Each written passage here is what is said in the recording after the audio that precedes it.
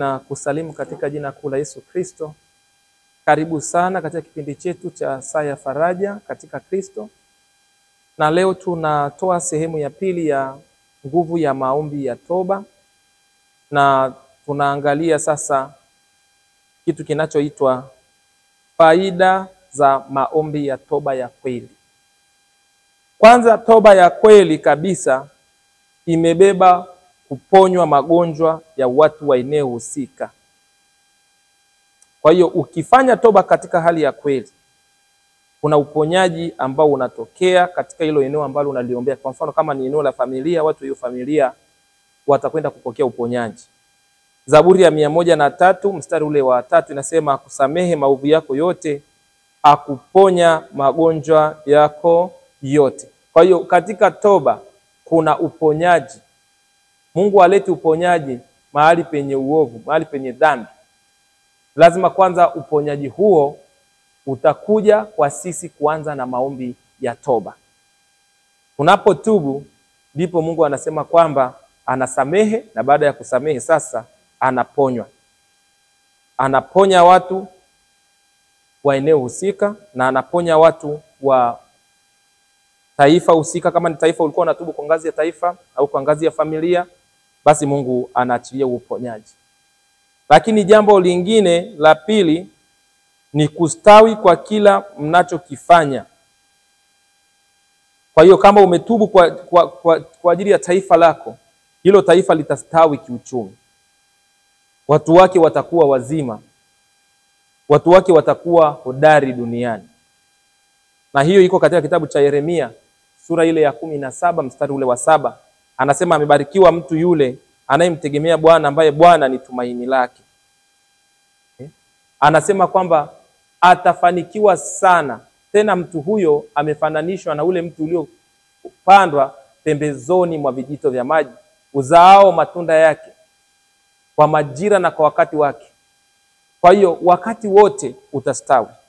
Kama umetubu kwa ajili ya familia yenu na ukatubu kweli na ukafata kama tulivyoelekeza katika sehemu ya kwanza, basi Mungu ataachilia ustawi mkubwa katika kila mnachokifanya kwenye hiyo familia, katika kila kinachofanyika kwenye taifa husika na katika mataifa yoyote ambayo mlikuwa mnayaombea. Lakini toba ya kweli inarejesha mahusiano ya karibu kati ya Mungu na watu wa eneo husika. Kwa hiyo kama ni kweli umetubu na kuacha, Mungu anakwenda kurudi. Ndio maana anasema nirudieni mimi na mimi nitawarudia ninyi. Na hiyo toba sasa inarudisha mahusiano ya Mungu na watu husika, kwa sababu dhambi huwa inatenga mtu na Mungu. Inatenga nchi fulani na Mungu. Inatenga jamii fulani na Mungu. Inatenga familia fulani na Mungu. Na ukisoma katika lile neno la kitabu cha Isaya 59 mstari ule wa 2, inasema, lakini maovu yenu yamewafarakanisha ninyi na Mungu, hata hataki kuwaona, hata hataki kuwasikia. Kwa hiyo ukitubu kabisa katika roho na kweli, ukitubu kabisa, kinachotokea ni kwamba Mungu anarudi kwenye watu wa eneo hilo. Kama ni kwenye ngazi ya familia, basi anarudi kwenye hiyo familia. Na Mungu akirudi, uponyaji umerudi. Na Mungu akirudi, wokovu umerudi, kwa sababu Mungu anaokoa.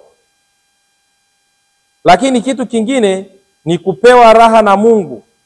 Ukisoma kitabu cha Matendo ya Mitume 3:19, Mungu anasema baada ya toba na kumrejea kwake, atatuletea majira ya kuburudishwa kwa yeye kuwepo, kwa uwepo wake katika familia au katika hilo taifa au katika hiyo jamii. Kwa hiyo kuna faida kubwa sana za haya maombi. Lakini kitu kingine ambacho ni faida nyingine, na ambayo ni faida ya 5 ambayo ni kubwa. Toba inarejesha nyakati zilizozuiliwa zipate kuja nyakati za kuburudishwa. Kwa maana kama zinakuja, zilikuwa hazipo katika ulimwengu wa roho, zilikuwa zimeondolewa. Kwa hiyo yawezekana nyakati za kicheko kwenye maisha yako ziliondolewa kabisa. Kila wakati ni kilio, ni mambo ya huzuni. Kubali kuingia kwenye maombi ya toba ili Mungu aweze kurejesha hizo nyakati za kuburudishwa kwenye maisha yako. Kama mnaomba kwa ajili ya nchi fulani, hebu tubu mpaka hiyo nchi Mungu aweze kupata nafasi katika hiyo nchi, airudie hiyo nchi, alirudie hilo taifa. Kama unatubu kwa ajili ya familia yenu, simama kama kuhani mpaka Mungu alete uponyaji katika hiyo nchi, katika hiyo familia yenu. Lakini alete nyakati, kuna nyakati zimezuiliwa kwenye familia yenu. Kwa mfano, unaweza kuna familia watu hawaowi wala hawaolewi. Kwa hiyo unakuta wale watu wana umri mkubwa, lakini wanasema kwa nini sasa imekuwa hivi?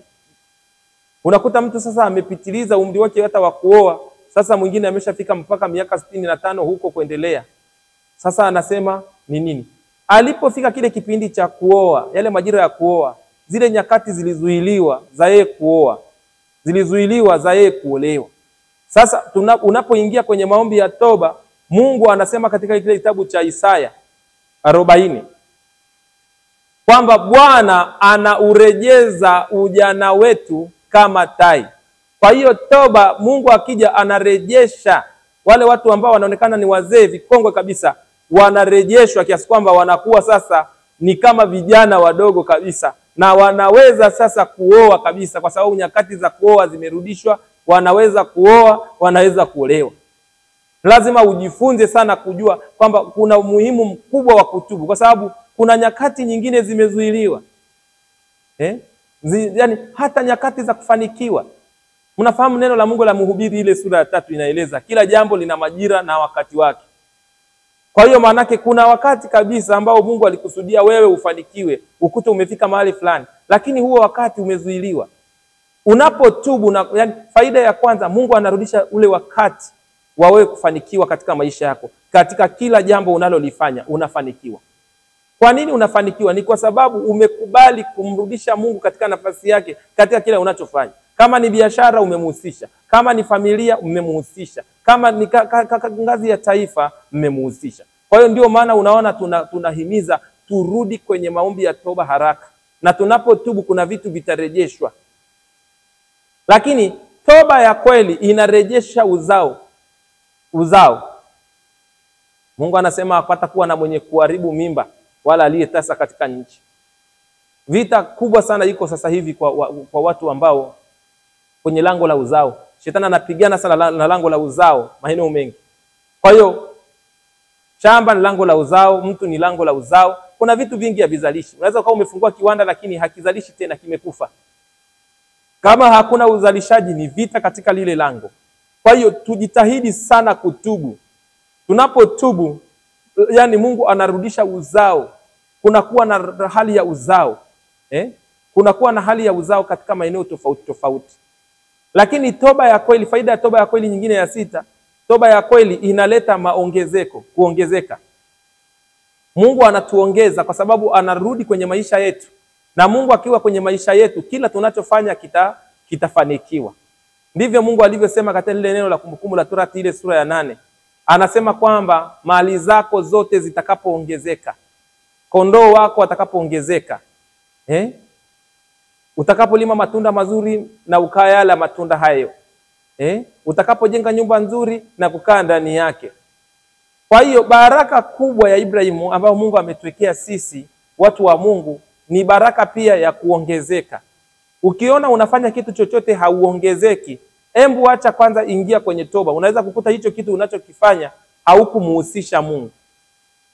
Kwa hiyo tukubali kurudi kwenye toba, kwa sababu kuna maongezeko yatatokea tukifanya toba. Maongezeko ya kiuchumi, maongezeko